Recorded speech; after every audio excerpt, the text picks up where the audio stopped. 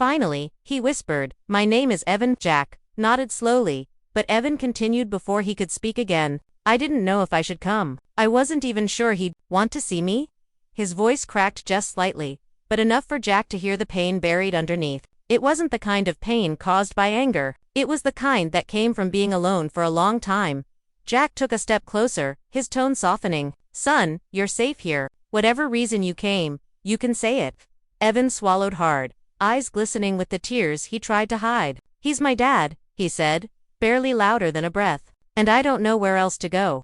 The air tightened around them. The barn seemed to hold its breath, the dust hanging suspended like the moment itself. Jack had suspected something, but hearing the truth spoken aloud made everything sharper, clearer, heavy enough to settle deep in the room.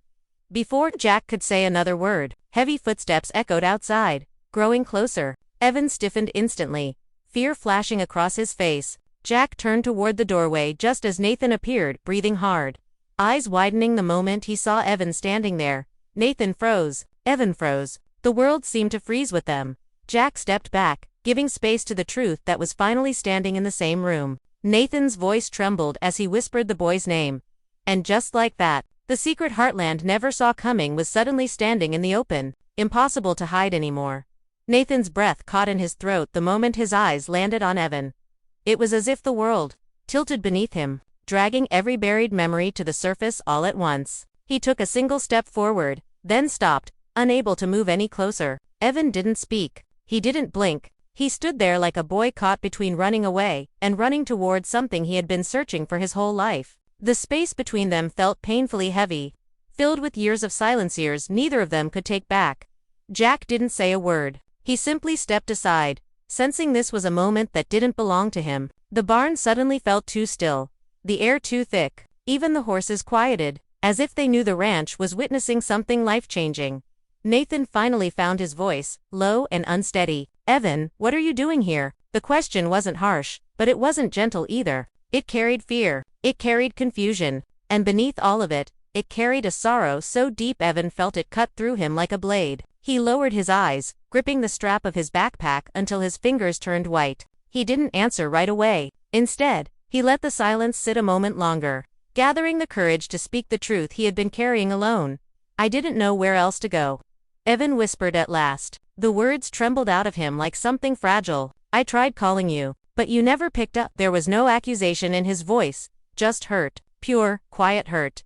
Nathan's face tightened, as if every word struck him where it hurt the most. He rubbed his hand over his jaw, struggling to breathe. "Evan, he began, but the sentence collapsed before he could finish it. How do you explain years of absence to a boy who needed you? How do you apologize for trying to hide the one truth that mattered?" Evan lifted his gaze slowly, meeting Nathan's eyes for the first time in years. In those eyes, Nathan saw everything he had tried to outrun: the fear, the loneliness, the questions he never answered. "Mom's gone," Evan said quietly. His voice wavered, but he didn't look away. "She got sick, and she didn't make it." Nathan's legs almost buckled beneath him. The words slammed into him harder than any blow. His face paled, his eyes glistening with pain he could no longer contain. For a long moment, he couldn't speak, couldn't even breathe. The woman he once loved, the woman who had begged him to be a part of Evan's life, gone, and he hadn't even known. Evan continued, his voice barely holding together. Before she passed, she told me I needed to find you. She said you were the only family I had left." He took a shaky breath. "She said you'd take care of me." Nathan's heart shattered right there in the barn. All the walls he had built, all the excuses he had clung to, all the fear he used to justify staying away, all crumbled in a single moment. He stepped closer to Evan, his voice breaking. "I'm so sorry," he whispered. "I'm sorry I wasn't there for you. For her, for any of it." Evan blinked fast, fighting tears he didn't want to show. "I don't want an apology," he said softly. I just want to know if you want me here, or if I should leave." Nathan felt those words bury themselves deep in his chest. He shook his head quickly, terrified by the thought. No, Evan, don't leave, not again." His voice cracked on the last word, revealing the truth he had been hiding from even himself. "I should have come for you a long time ago. I should have been your father. And if you let me, I want to try now." The silence that followed wasn't uncomfortable this time. It was emotional, raw, filled with hope and hurt tangled together. Evan's shoulders sagged slightly. the weight of his fear loosening just a little. Behind them, Amy and Lou appeared quietly at the barn entrance. Drawn by the tension they felt from outside, they didn't speak or interrupt, they simply watched. Understanding they were witnessing the moment Nathan's secret finally broke open and, the moment a father and son finally found each other again. Nathan reached out slowly, giving Evan the choice. Evan hesitated for only a heartbeat before stepping closer, allowing his father's hand to rest on his shoulder for the first time in years. And in that single, fragile moment, Heartland changed forever. The truth was finally out, and nothing would ever be the same again. The barn felt different after that moment, warmer somehow, as if the walls themselves understood the weight that had just been lifted. But the peace was fragile, delicate, hanging in the air like a candle flame fighting against a soft breeze. Nathan kept his hand on Evan's shoulder a moment longer before letting go, as if afraid the boy might vanish the second he blinked. Evan stayed still, unsure of what came next, unsure of how to breathe in a world where his father was suddenly real again. Amy stepped forward carefully, her expression gentle but full of questions. She didn't want to push, not with emotions so raw, but she sensed this was a turning point that needed a steady hand. "Let's give you both some space," she murmured, touching Lou's arm. Lou nodded, her eyes filled with the kind of worry only family could hold. They moved back, but they didn't leave. Something told them more was coming, something bigger than just a reunion. Nathan turned toward Jack, who stood quietly nearby, arms folded across his chest. For years, Jack had watched people come to Heartland with heavy stories, but this felt different. This wasn't just a troubled boy seeking shelter. This was a past Nathan had sealed shut, suddenly cracking open in front of everyone. Jack didn't say a word, but his steady gaze told Nathan exactly what he needed to hear. "You can't run from this anymore." Evan shifted uncomfortably, his eyes darting between the three adults. "I don't want to be a problem," he said softly. "I just needed a place to go for a while. I can sleep outside if it's easier. I don't want to make anything messy here." Nathan's chest tightened. The idea of Evan sleeping outside hit him like a punch. "Absolutely not," he said immediately, a firmness entering his voice for the first time since Evan arrived. "You're not sleeping outside, Evan. You're not a burden. Not here."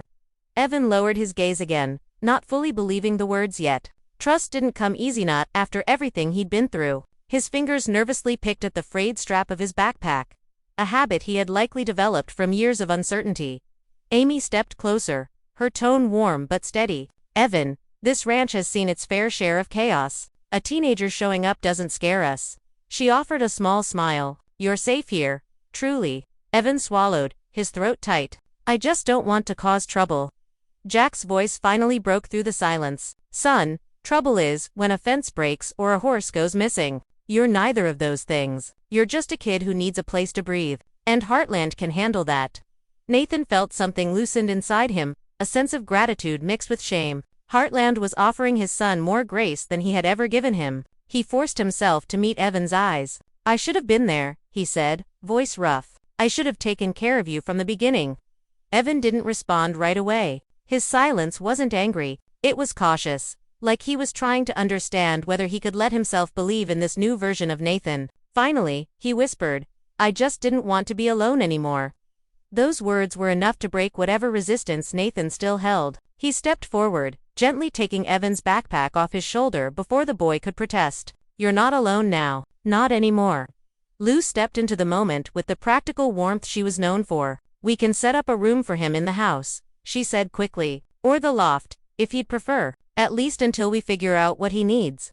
"That's not necessary," Evan murmured, though his tired eyes betrayed him. "I don't want to make anyone move things around."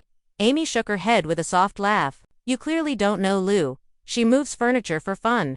Lou nudged her lightly, but the small joke worked Evan's shoulders relaxed just a little. Nathan looked around the barn, overwhelmed but determined. "Can we talk somewhere else?" he asked Evan quietly. "Just you and me." Evan nodded, though hesitation still flickered in his eyes. "Okay." They headed toward the pasture bee. The truth always finds a way out, and today, Heartland is only one breath away from a secret that could change everything. Nathan thought he could bury his past, but the past has finally walked right up to the ranch. And now, nothing will ever be the same again. Morning light touched the fields of Heartland, turning the grass into soft waves of gold, but even the warm sunrise could not calm the storm growing inside Amy.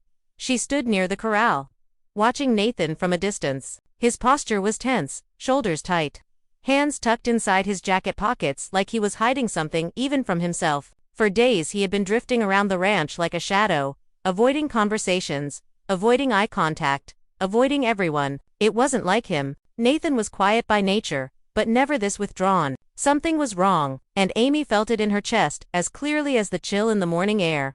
She stepped forward slightly, hoping he would turn around and notice her. Instead, Nathan kept his eyes fixed on the hills as if expecting something or someone to appear. His expression was far away, filled with worry, maybe fear, maybe guilt. Amy couldn't tell, but she recognized the look. It was the face of a man bracing for impact. She wanted to ask him what was going on, to pull him out of the thoughts that were eating him alive, but every time she opened her mouth to speak, Nathan found a way to slip out of the moment. Today was no different. Amy walked closer, her boots crunching softly against the dirt, but just as she reached him, Nathan stepped back, startled. He mumbled something about needing to check the fences and hurried away without waiting for her response. For a second, Amy just stood there, stunned by how fast he fled, as if her presence was too heavy for him to carry. She could see the panic in his steps.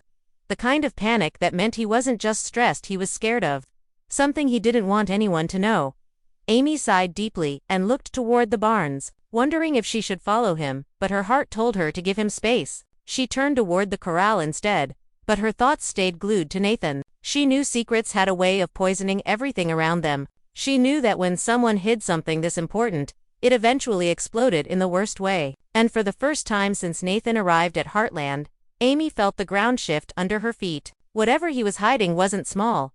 As she returned to her chores, she kept replaying his behavior over the past few days. The late-night phone call he quickly ended when she walked by. The way he froze when Lou mentioned a boy wandering near the ranch. The strange tension in Nathan's voice whenever someone asked him simple questions. Every sign pointed in one direction. He was protecting something.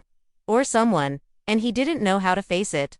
Amy tried to brush away the worry, but it stuck to her like dust. The ranch had seen many secrets before, but something about this one felt heavier, more personal. As the breeze moved through the trees, Amy felt a quiet warning settle in her heart. Something was coming, something that had been waiting at Nathan's doorstep for years. And whether he liked it or not, that truth was finally walking toward Heartland.